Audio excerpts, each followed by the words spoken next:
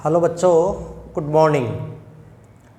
बच्चों, हम पढ़ रहे हैं चैप्टर मानव जनन और हम जानते हैं मानव में लैंगिक जनन पाया जाता है। लैंगिक जनन के अंतर्गत हम डिस्कस कर रहे थे चैप्टर अंड जनन, oogenesis। तो पिछली कुछ क्लासों में हमने मानव में अंड जनन की प्रक्रिया का पूर्ण अध्ययन कर लिया है। अंड जनन जो कि परिपक्व मादा युग्मक अंडाणु के निर्माण की प्रक्रिया है, जो स्त्रियों में मादा शिशु के जन्म के पहले ही शुरू हो जाती है, लेकिन परिपक्व अंडाणु का निर्माण तो किशोरावस्था आने पर ही होता है। तो कैसे अंडाशय में अंडाणु बनता है, किन किन स्टेजेज के रूप में बनता है, इसका हमने पूरा अध्ययन अंडाशय के चित्र के साथ कर लिया है कि मादा शिशु के जन्म के पहले अंडाशय में प्राथमिक पुटिकाएं बन जाती हैं। किशोरावस्था आने पर प्राथमिक पुटिका से द्वितीयक पुटिका, द्वितीयक से तृतीयक पुटिका और तृतीयक से ग्रेफियन पुटिका। तो बच्चों, मानव में या हम कहें सभी स्तनधारियों की मादाओं में अंडाणु का निर्माण ग्रेफियन पुटिका के रूप में होता है, जो कि पूर्ण विकसित पुटिका है। और उस ग्रेफियन पुटिका के अंदर मादा युग्मक सेकेंडरी oocyte अवस्था में होता है बच्चों। तो इस प्रकार से मानव में अंडजनन है, जो FSH हार्मोन के प्रभाव से होता है। इसके बाद LH हार्मोन का रोल आता है। ये जो ग्रेफियन पुटिका अंडाशय में बनी है, ये फट जाती है और सेकेंडरी oocyte जो ग्रेफियन पुटिका के अंदर है, वो अंडाशय से बाहर रिलीज हो जाता है। घटना कहलाती है अंडोत्सर्ग, ओव्यूलेशन।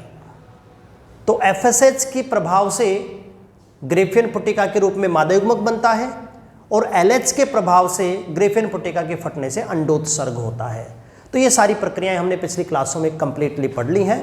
अब अंडजनन से संबंधित छोटे छोटे 2-3 पॉइंट हैं, जिनको हम आज आगे डिस्कस कर लेते हैं। एक टॉपिक तो अंडजनन से संबंधित है, वो है ग्रेफियन पुटिका की संरचना। तो सबसे पहले हम इसकी बात करते हैं, फिर हम आगे पढ़ेंगे बच्चों। तो हमारा जो टॉपिक है अंडजनन, oogenesis, लगभग हमने इसको पूरा पढ़ लिया है। और अंडजनन से संबंधित ही टॉपिक हम आज पहले पढ़ेंगे, ग्रेफियन पुटिका की संरचना।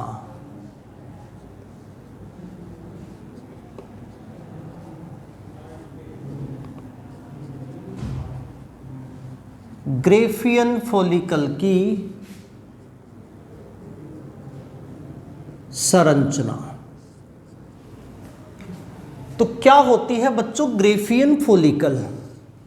ग्रेफियन फॉलिकल एक पूर्ण विकसित पुटिका है। पूर्ण विकसित पुटिका जिसका निर्माण केवल स्तनधारी मादाओं में ही होता है। पूर्ण विकसित पुटिका है जिसका निर्माण केवल स्तनधारियों की मादाओं में ही होता है। और इसके अंदर जो मादा युग्मक है ग्रेफियन पुटिका के अंदर बच्चों, जो मादा युग्मक होता है वो हमेशा होता है सेकेंडरी oocyte। इस प्रकार की होती है। तो क्या संरचना होती है ग्रेफियन पुटिका की, तो इसको हम एक चित्र के माध्यम से पढ़ते हैं बच्चों।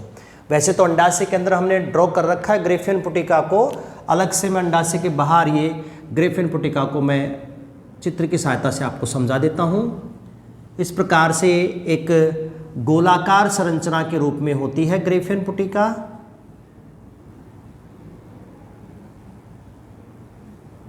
जो कि स्तनधारियों के अंडाशय में डेवलप होती है।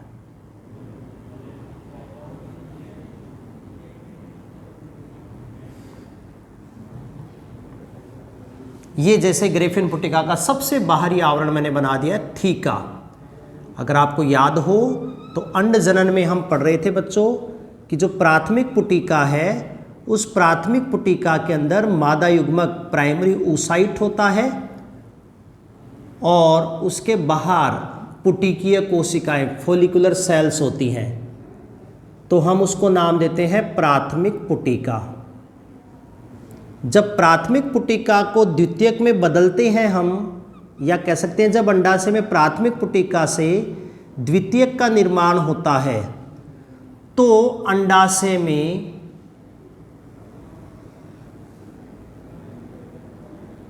सबसे पहले पुटिकीय कोशिकाएं बनाती हैं थीका आवरण। तो ये मैंने थीका आवरण बनाया है बच्चों, और थीका दो भागों में बटा रहता है। अगर इसको मैं थीका इंटरना मान लूं तो इसके बाहर मैं दूसरा बना दूंगा थीका एक्सटर्ना।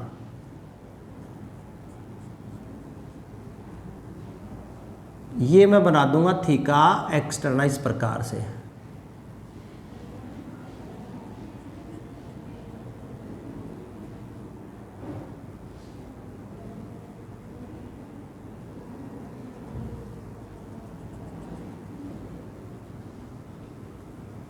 ये है थीका एक्सटर्ना। तो मैं लेबल करूं सबसे पहले नाम, बाहरी आवरण को तो हम बोलेंगे थीका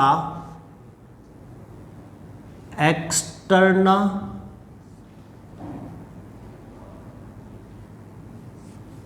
और इसके अंदर की जो मैंने परत बनाई है इसको हम नाम देंगे थीका इंटरना। इस प्रकार से बच्चों एक तो थीका आवरण, इसके अंदर है मादा युग्मक सेकेंडरी oocyte, मादा युग्मक सेकेंडरी oocyte। तो उसको हम यहां पर ड्रॉ कर सकते हैं बच्चों। ये हमने मान लिया है मादा युग्मक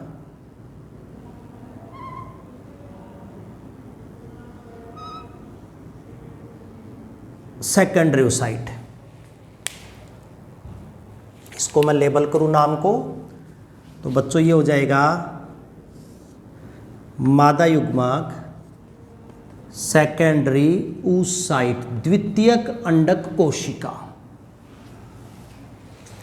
सेकेंडरी oocyte के चारों तरफ दो अंडावरण होते हैं। एक होता है बच्चों प्राथमिक अंडावरण, यहां पर एक लाइन के रूप में हम इसको ड्रॉ कर देंगे। ये तो है प्राथमिक अंडावरण, जिसका मनुष्य में नाम होता है जोना पेलुसिडा, और इसके बाहर हम ड्रॉ करेंगे द्वितीयक अंडावरण, जिसका नाम होता है कोरोना रेडिएटा, और इसके बाहर ये हम ड्रॉ कर सकते हैं फॉलिकल सेल्स, पुटिकीय कोशिकाएं। ये फॉलिकल सेल्स मैंने बताया था बच्चों, जब तृतीयक पुटिका बनाई थी मैंने, तो फॉलिकल सेल्स जिनको कणिका में कोशिकाएं भी कह सकते हैं, तो इनके बीच में विपाटन होने से दरार बनती है बच्चों। ये दरार एंट्रम कहलाती है। तरल से भरी हुई गुहा जो है वो एंट्रम है बच्चों, और जब ये एंट्रम गुहा बन जाती है तो उसी के साथ यहाँ पर बनती है तृतीयक पुटिका, और तृतीयक पुटिका का प्राइमरी oocyte जब मियोसिस फर्स्ट पूरा कर लेता है तो फिर वो बन जाती है ग्रेफियन पुटिका में। तो इस प्रकार से ये जो मैंने डायग्राम बनाया है ये ग्रेफियन पुटिका का है, पूर्ण विकसित पुटिका जो मानव के स्त्रियों के अंडाशय में पाई जाती है अंडाणु बनाने के लिए। अब मैं लेबल कर देता हूँ बचे हुए नाम, देखो ध्यान से। ये सबसे बाहरी आवरण थीका एक्सटर्ना, अंदर थीका इंटरना, और इन कोशिकाओं को हम नाम दे सकते हैं ग्रेन्युलोसा सेल्स,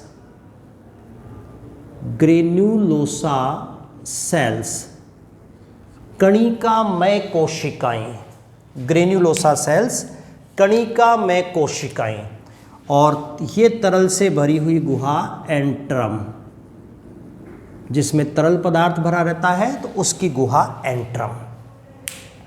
केंद्र में मैंने बता दिया सेकेंडरी oocyte है, और इसके बाहर दो अंडावरण बनाए हैं बच्चों हमने। ये एक तो बनाया है सेकेंडरी oocyte के जस्ट बाहर, इसको तो हम नाम देते हैं जोना पेलुसिडा। ये है प्राथमिक अंडावरण, जोना पेलुसिडा, इसको हम नाम देते हैं बच्चों प्राथमिक अंडावरण। और इसके ठीक बाहर ये दूसरा होता है बच्चों कोरोना रेडिएटा।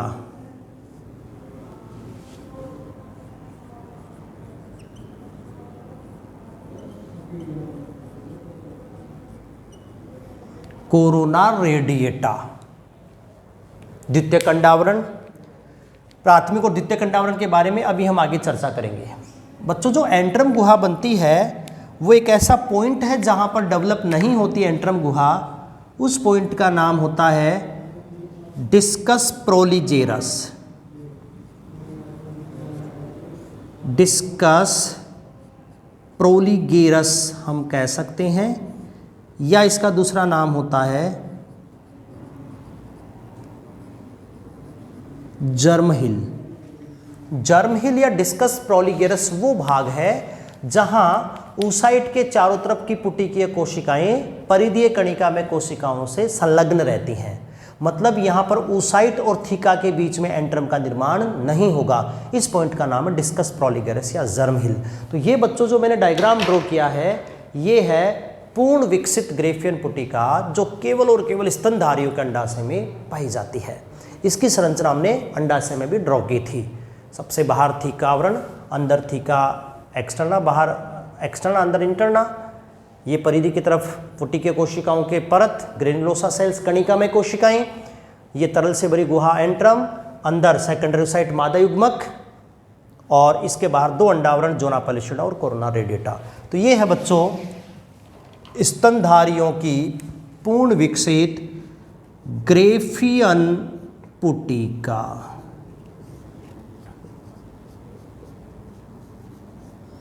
ग्रेफियन पुटिका जिसके अंदर मादा युग्मक अंडाणु है और इसी अवस्था में अंडोत्सर्ग होगा।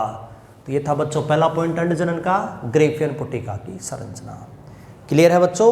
मैं उम्मीद करता हूं आपको अच्छे से समझ में आ रहा होगा। जो चित्र मैंने ड्रॉ किया है उस चित्र को आप ध्यान से देखेंगे और एक बार अपनी रफ नोटबुक में बनाकर उसकी प्रैक्टिस करेंगे। ओके बच्चों, आगे चलते हैं। अंड जनन से संबंधित दूसरा टॉपिक हम लेते हैं बच्चों मादा युग्मक अंडाणु की संरचना, या कह सकते हैं स्तनधारी अंडे की संरचना।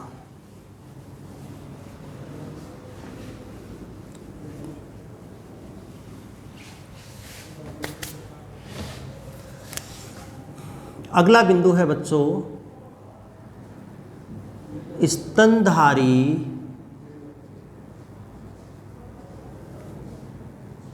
अंडे की संरचना। स्तनधारी अंडे की संरचना। बच्चों क्या होता है स्तनधारी का अंडा?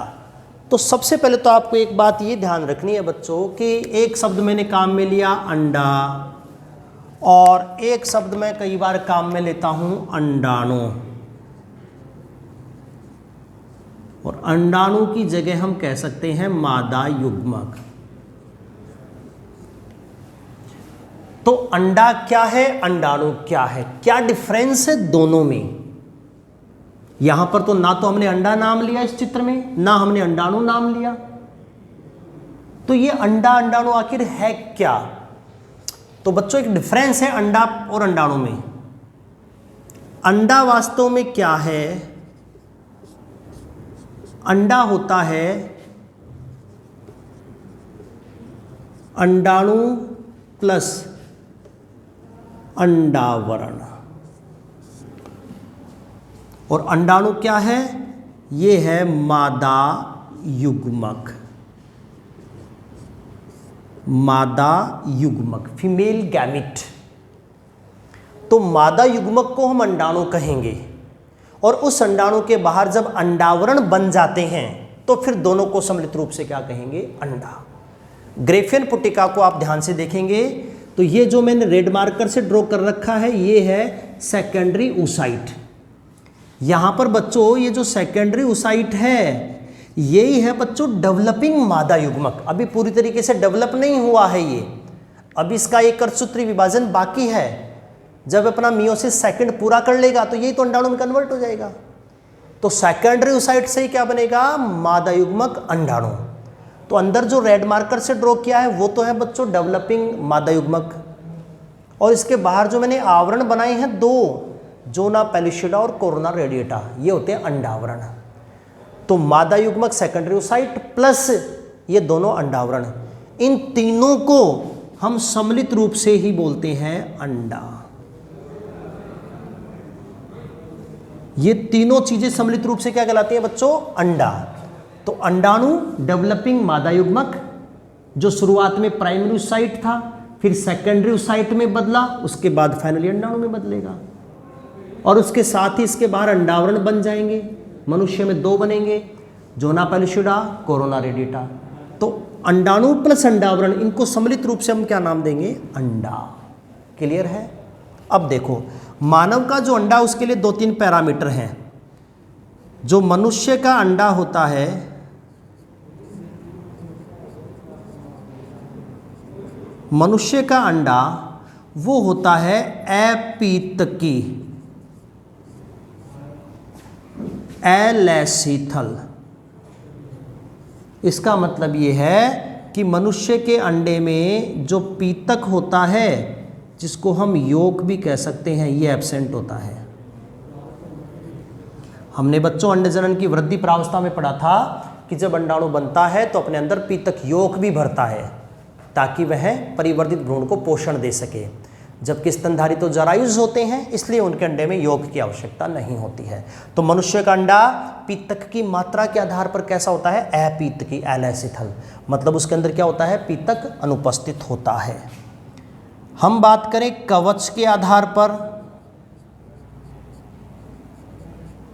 मनुष्य का अंडा बच्चों कवच के आधार पर होता है अकोशी, नॉन क्लीडोइक। अर्थात मनुष्य के अंडे पर बाहर की तरफ कैल्शियम कार्बोनेट का कवच नहीं पाया जाता है। अंडे पर कैल्शियम कार्बोनेट का बना कवच नहीं पाया जाता, इसलिए अपन क्या कह सकते हैं? अकोशी, नॉन क्लीडोइक कहते हैं। तो इस प्रकार से मानव का अंडा होता है अपीतकी और अकोशी। हम बच्चों मानव के अंडे का चित्र बनाएंगे। अंडा मतलब अंडाणु प्लस अंडावरण। तो चित्र जो ग्रेफियन पुटिका में दे रखा है वही बच्चों अंडे का चित्र है। मैं इसको अलग से बनाकर बता देता हूँ आपको बाहर, बाकी है वही चित्र। वास्तव में जो मानव में अंडे का निर्माण है वो ग्रेफियन पुटिका के अंदर ही तो होता है। तो ग्रेफियन पुटिका के अंदर बच्चों ये जो संरचना है, ये ही बच्चों अंडा होता है, क्योंकि इसके अंदर ये सेकेंडरी oocyte है और 2 अंडावरण है। तो oocyte प्लस अंडावरण, यही तो होता है बच्चों अंडा। तो स्तनधारी अंडे की संरचना का अगर हम चित्र बनाएं तो चित्र कैसा ड्रॉ होगा बच्चों? एक बार देख लो। इस प्रकार से हम ये एक लाइन तो ये बना सकते हैं।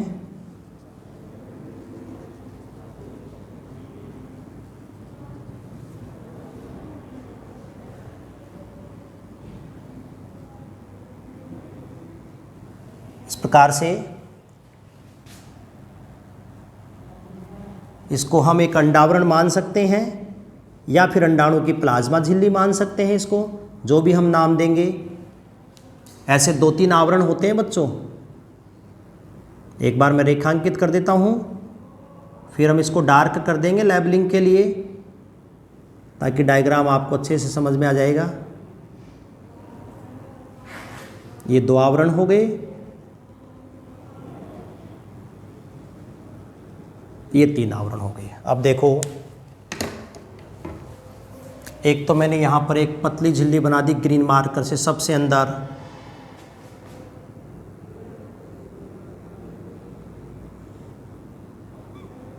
ग्रीन मार्कर से सबसे अंदर ये झिल्ली बना दी। ये तो हो गई अंडाणु की प्लाज्मा झिल्ली। इसके अंदर हम कहीं भी बना देते हैं केंद्रक। ये इसका कोशिका द्रव्य। इसके बाहर 2 अंडावरण हमें ड्रॉ करने हैं। प्राथमिक अंडावरण जोना पेलुसिडा,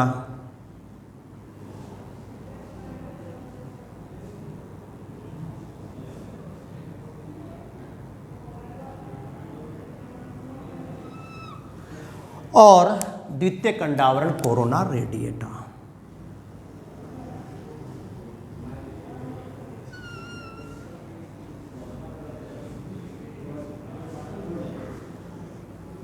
इस प्रकार से। और कोरोना रेडिएटा के बाहर की तरफ हमें बनानी है फॉलिकल सेल्स। ये जो मैं सेल्स ड्रॉ कर रहा हूँ बच्चों, इनको हम नाम देते हैं पुटिकीय कोशिकाएं। ये होती हैं फॉलिकल सेल्स।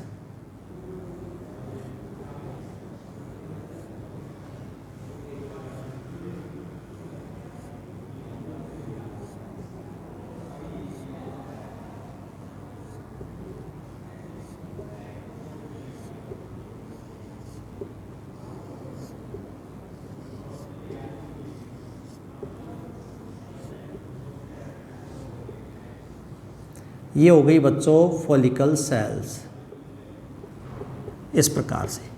तो अगर आप इस चित्र को ध्यान से देखोगे तो बच्चों ये जो चित्र ग्रेफेन फॉलिकल के अंदर जो ये है, यही तो मैंने ये बनाया है बच्चों, अलग से कुछ नहीं बनाया। मैं लेबलिंग करके बता देता हूँ आपको। सबसे बाहर ये जो सेल्स बनाई हैं, इन सभी सेल्स को हम नाम देते हैं फॉलिकल सेल्स, पुटिकीय कोशिकाएं जो यहां पर बना रखी हैं बच्चों। इन पुटिकीय कोशिकाओं के अंदर सबसे अंदर ये जो ग्रीन मार्कर से मैंने ड्रॉ किया है, ये है बच्चों प्लाज्मा मेम्ब्रेन, अंडाणु की कोशिका झिल्ली, प्लाज्मा मेम्ब्रेन। और ये अंडाणु का कोशिका द्रव्य जिसको हम कहेंगे ऊप्लाज्म। ये अंडाणु का केंद्रक न्यूक्लियस, जो कि अगुणित होता है, आधे गुणसूत्रों युक्त होता है। तो सबसे अंदर की जो झिल्ली है वो प्लाज्मा मेम्ब्रेन है अंडाणु की, अंदर भरा हुआ कोशिका द्रव्य ऊप्लाज्म कह सकते हैं, अंदर केंद्रक है और बाहर ये फॉलिकल सेल्स हैं। बच्चों भी बताया मैंने कि मनुष्य के अंडे के चारों तरफ दो प्रकार के अंडावरण होते हैं। मानव अंडाणु के चारों तरफ दो प्रकार के अंडावरण हैं। एक तो ये जैसे अंदर वाला मान लेते हैं हम, इसका नाम है बच्चों जोना पेल्यूसिडा, और ये तो होता है प्राथमिक अंडावरण। और ये जो बाहर की तरफ दूसरा ड्रॉ कर रखा है मैंने ब्लू मार्कर से, जो फॉलिकल सेल्स के संपर्क में है, वो है बच्चों कोरोना रेडिएटा। ये होता है बच्चों द्वितीयक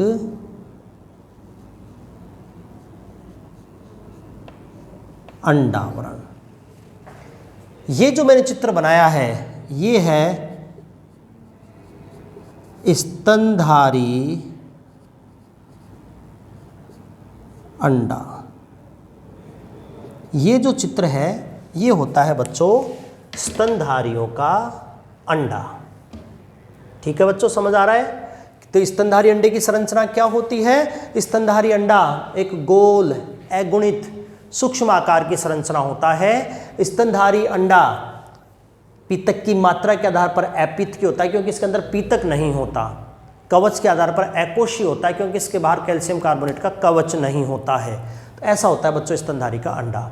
स्तनधारी अंडे के बाहर दो अंडावरण पाए जाते हैं, प्राथमिक अंडावरण जिसका नाम है जोना पेलुसिडा और द्वितीयक अंडावरण जिसका नाम है कोरोना रेडिएटा। तो बच्चों प्राथमिक और द्वितीयक का क्या डिफरेंस है ये मैं आपको बता देता हूं।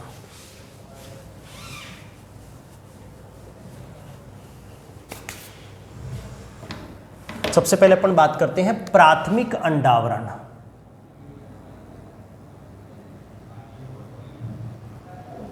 प्राथमिक अंडावरण बच्चों अंडाणु की सुरक्षा के लिए उसके चारों तरफ कई अंडावरण होते हैं, प्राथमिक, द्वितीयक, तृतीयक। मानव अंडे पर दो होते हैं, प्राथमिक और द्वितीयक। प्राथमिक अंडावरण वो होता है जो स्वयं अंडाणु द्वारा स्त्रवित किया जाता है। वह अंडावरण जो स्वयं अंडाणु द्वारा स्त्रवित किया जाता है उसको अपन क्या बोलते हैं? प्राथमिक अंडावरण। अलग अलग जंतुओं में प्राथमिक अंडावरण के नाम अलग अलग होते हैं। मानव में प्राथमिक अंडावरण का नाम क्या होता है? प्राथमिक अंडावरण का नाम होता है मानव में जोना पेलुसिडा। बच्चों मानव में प्राथमिक अंडावरण का नाम क्या होता है? Zona pellucida. कौन है प्राथमिक? जो स्वयं अंडाणु द्वारा स्त्रवित किया जाता है। क्लियर है क्या? अब इसकी विशेषता क्या होती है बच्चों? मानव का जो प्राथमिक अंडावरण है वो होता है अकोशिकीय। अकोशिकीय अर्थात किसी भी प्रकार की कोशिकाओं से मिलकर बना हुआ नहीं होता है। और दूसरी बात ये होता है पारदर्शी। मानव का जो प्राथमिक अंडावरण है वो एक तो कैसा होता है बच्चों? अकोशिकीय होता है। और दूसरा कैसा होता है? दूसरा होता है बच्चों पारदर्शी होता है। क्लियर है? तो ये तो हो गया प्राथमिक अंडावरण। इसके बाद हम बात करते हैं बच्चों मानव अंडे पर पाए जाने वाला द्वितीयक अंडावरण।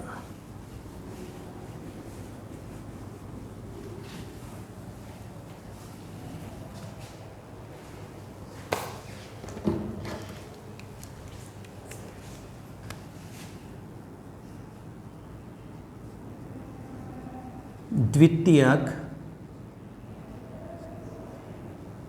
अंडावरण क्या होते हैं? द्वितीयक अंडावरण बच्चे वे अंडावरण जो अंडाशय या उसके किसी कोशिकाओं के द्वारा स्रावित किए जाते हैं वे कहलाते हैं द्वितीयक अंडावरण। जिस आवरण को स्वयं अंडाणु ने बनाया वो तो क्या था? प्राथमिक था। और मानव में इसका एग्जाम्पल ज़ोना पेलिशिडा, ये इसकी विशेषता है। जबकि द्वितीयक अंडावरण क्या होता है? वे अंडावरण जो अंडाशय या फॉलिकल सेल्स द्वारा स्रावित किया जाता है। तो बच्चों वो आवरण जो या तो अंडाशय द्वारा या अंडाशय के किसी घटक के द्वारा स्रावित किया जाता है वो कहलाता है द्वितीयक अंडावरण। और अलग अलग जंतुओं में द्वितीयक अंडावरण के नाम भी अलग अलग होते हैं। मानव के द्वितीयक अंडावरण का नाम हमने लिखा बच्चों अभी, वो होता है कोरोना रेडिएटा। मानव के द्वितीयक अंडावरण का नाम क्या है?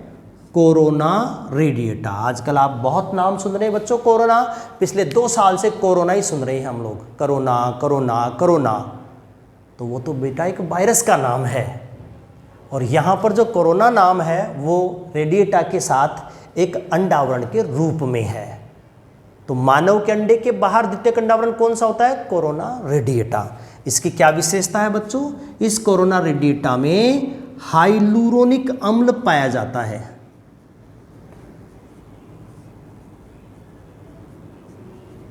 इसके अंदर क्या पाया जाता है? इसके अंदर पाया जाता है हाइलुरोनिक अम्ल, जिसको एक अलग से नाम दिया गया है। इसको हम जंतु सीमेंट भी कह सकते हैं। ये जो हाइलुरोनिक अम्ल होता है बच्चों, इसको हम क्या नाम देंगे? जंतु सीमेंट। इस प्रकार से होता है बच्चों द्वितीयक अंडावरण कोरोना रेडिएटा। तो हम बात कर रहे हैं बच्चों अंडजनन से संबंधित टॉपिक, एक तो ग्रेफियन पुटिका की संरचना और दूसरा टॉपिक स्तनधारी अंडे की संरचना। तो वैसे तो एक ग्रेफियन पुटिका के अंदर ही हमने स्ट्रक्चर ड्रॉ कर लिया था, पर मैंने अलग से भी आपको समझा दिया है कि स्तनधारी अंडा कुछ इस प्रकार का होता है। 2 आवरणों से घिरा रहता है। प्राथमिक आवरण ज़ोना पेलिशिडा जो स्वयं अंडाणु द्वारा बना जाएगा, अकोशिकीय और पारदर्शी होता है। द्वितीयक अंडावरण कोरोना रेडिएटा जो इन फॉलिकल सेल्स के द्वारा बनाया जाएगा और इसके अंदर पाया जाता है हाइलुरोनिक अम्ल। तो ये था बच्चों स्तनधारी अंडे की संरचना। और हम पहले अंडजनन में पढ़ चुके हैं कि जब अंडोत्सर्ग होता है उस समय स्तनधारी का अंडा सेकेंडरी oocyte अवस्था में होता है। यह अंडाणु में तो तब बदलेगा जब निषेचन होता है, अदरवाइज ये इसी अवस्था में नष्ट हो जाता है। तो ये था बच्चों स्तनधारी अंडे की संरचना। मैं उम्मीद करता हूँ आपको अच्छे से समझ में आ गया होगा। तो अंडजनन से संबंधित एक लास्ट टॉपिक और मैं पढ़ा देता हूँ, वो है अंडजनन का नियंत्रण।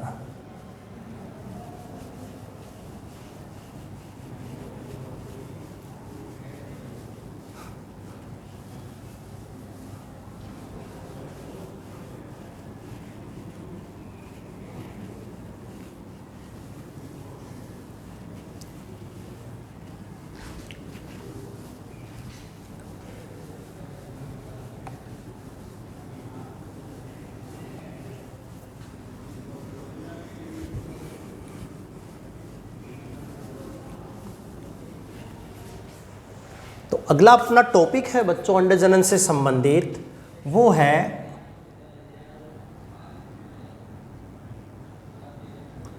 अंडजनन का नियंत्रण। और बच्चों अंडजनन का जो नियंत्रण है वो बिल्कुल शुक्रजनन के समान है। जैसा हमने शुक्रजनन का नियंत्रण पढ़ा था वैसा का वैसा होता है अंडजनन का नियंत्रण। क्योंकि अंडजनन भी तो हमने कहा किशोरावस्था आने पर ही परिपक्व अंडाणु बनता है। वैसे अंडजनन की प्रक्रिया तो भ्रूण अवस्था में शुरू हो गई, पर परिपक्व अंडाणु का निर्माण तो कब होता है? किशोरावस्था आने पर।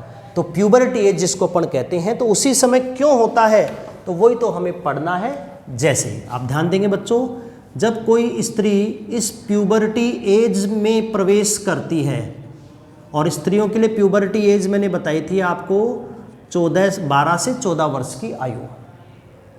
तो जब कोई स्त्री इस आयु में प्रवेश करती है तो उसका जो हाइपोथैलेमस है वो सक्रिय हो जाता है। हाइपोथैलेमस मैंने शुक्रजनन में बता दिया, वैसे तो मस्तिष्क का एक भाग है, बट ये यहाँ पर अंतःस्त्रावी ग्रंथि का काम करता है। वैसे तो मस्तिष्क का भाग है बच्चों ये, पर यहाँ पर हम किस रूप में पढ़ रहे हैं इसको? अंतःस्त्रावी ग्रंथि के रूप में जो हार्मोन्स बनाएगा। तो किशोरावस्था आने पर हाइपोथैलेमस विशेष प्रकार के हार्मोन्स बनाता है जिनका नाम है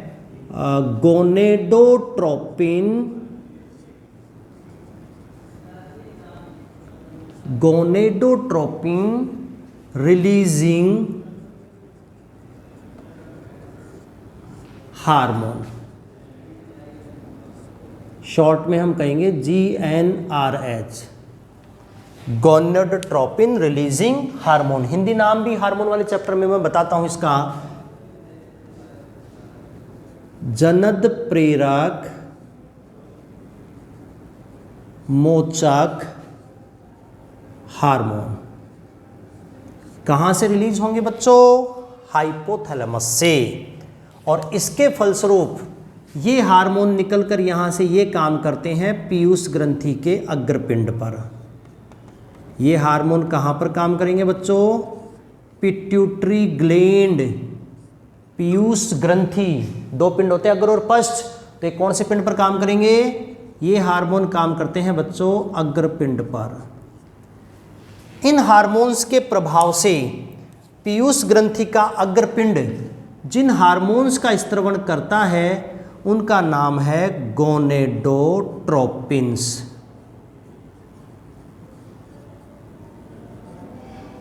गोनेडोट्रोपिन्स GN।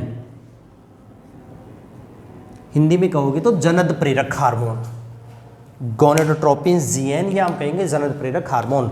और ये हार्मोन बच्चों दो प्रकार के होते हैं। गोनेडोट्रोपिन्स दो प्रकार के होते हैं, हमने पढ़ लिया। एक तो होता है FSH, फॉलिकल स्टिमुलेटिंग हार्मोन, और दूसरा होता है बच्चों LH, ल्यूटिनाइजिंग हार्मोन। तो जैसे ही किशोरावस्था आती है तो किशोरावस्था आने पर पीयूष ग्रंथि से ये हार्मोन रिलीज होते हैं FSH, LH। हमने अंडजनन में रोल पढ़ लिया। FSH क्या करता है? इसका पूरा नाम है फॉलिकल स्टिमुलेटिंग हार्मोन, पुटिका प्रेरक हार्मोन। इसका मतलब ये हार्मोन अंडाशय में प्राथमिक पुटिका जो पहले से होती हैं उसको किस में परिवर्तित करता है बच्चों? ग्रेफियन पुटिका में। ये प्राथमिक पुटिका से क्या बनने को प्रेरित करता है? ग्रेफियन पुटिका को। प्रक्रिया क्या होती आती है? अंडजनन। तो ये हार्मोन वास्तव में किस कार्य में मदद करेगा? अंडजनन में। जो पहले से अंडाशय के अंदर प्राथमिक पुटिकाएं पड़ी हुई हैं, FSH के प्रभाव से उसी प्राथमिक पुटिका में से कोई एक पुटिका ग्रेफियन पुटिका में बदल जाएगी। ये ग्रेफियन पुटिका पूर्ण विकसित पुटिकाएं हैं जिनमें मादा युग्म अंडाणु होता है। कुल मिलाकर इसने क्या किया बच्चों? अंडजनन को प्रेरित किया। दूसरा LH हार्मोन है, ल्यूटिनाइजिंग हार्मोन। ये हार्मोन एस्ट्रोजन के साथ मिलकर अंडोत्सर्ग में सहायक होता है। LH की भूमिका किसमें होती है? अंडोत्सर्ग में, ओवुलेशन में। एस्ट्रोजन भी इसमें भूमिका निभाता है, जैसा कि पिछले बार नीट में क्वेश्चन पूछा गया है कि अंडोत्सर्ग के समय कौन से हार्मोन का स्तर बढ़ जाता है अंडाशय में। तो एक तो LH का बढ़ता है बच्चों, लेकिन ऑप्शन में LH नहीं था, तो फिर आंसर गया था एस्ट्रोजन। तो एस्ट्रोजन भी इसमें मदद करता है। तो ये था बच्चों अंडजनन का हार्मोन्स के द्वारा नियंत्रण। अगर आप ध्यान से देखोगे तो ये जो सारी प्रक्रिया है वो बिल्कुल मानव में शुक्र जनन के एग्जैक्टली समान है।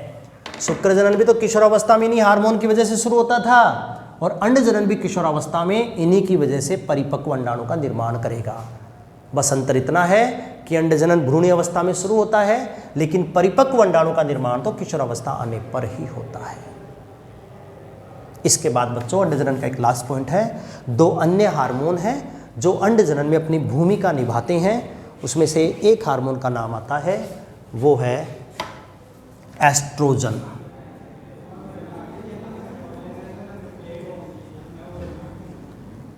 एस्ट्रोजन हम बहुत बार एस्ट्रोजन का नाम पढ़ते हैं। एस्ट्रोजन मुख्य फेमिनाइजिंग हार्मोन है जो स्त्रियों के द्वितीयक लैंगिक लक्षणों के विकास को प्रेरित करता है। तो एस्ट्रोजन हार्मोन कहाँ से निकलता है? वैसे तो इसका आंसर आता है स्रोत। इसका जो स्रोत है वो क्या है? अंडाशय। एस्ट्रोजन का स्रोत, सोर्स क्या है? अंडाशय। बट अंडाशय में भी कहाँ? तो एग्जैक्टली आप ध्यान रखेंगे, एस्ट्रोजन का स्त्रवण परिवर्धित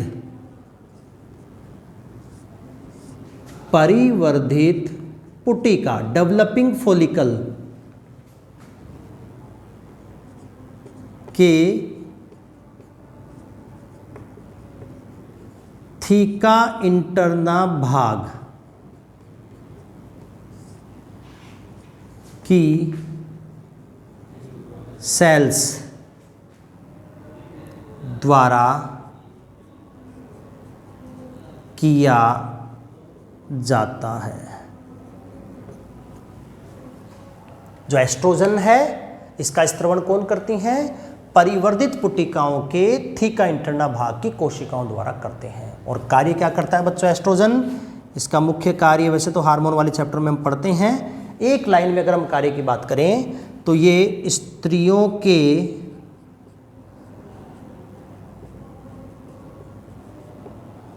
द्वितीयक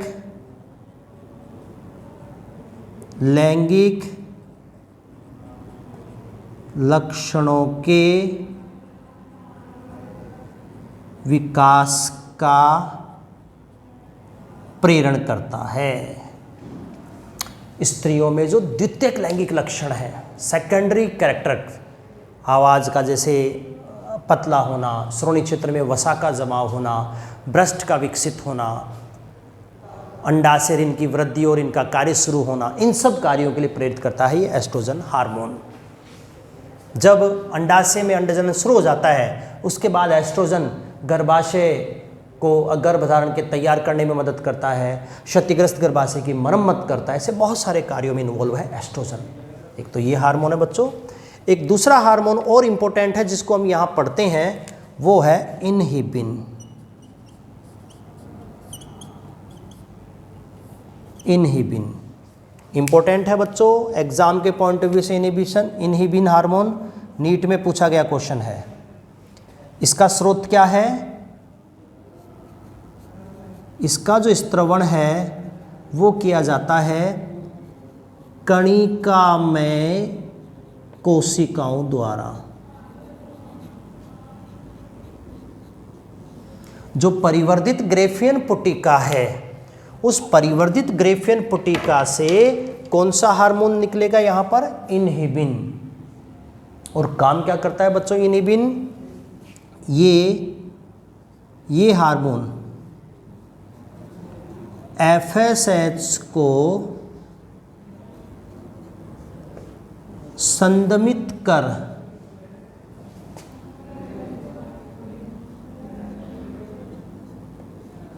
अंडजनन को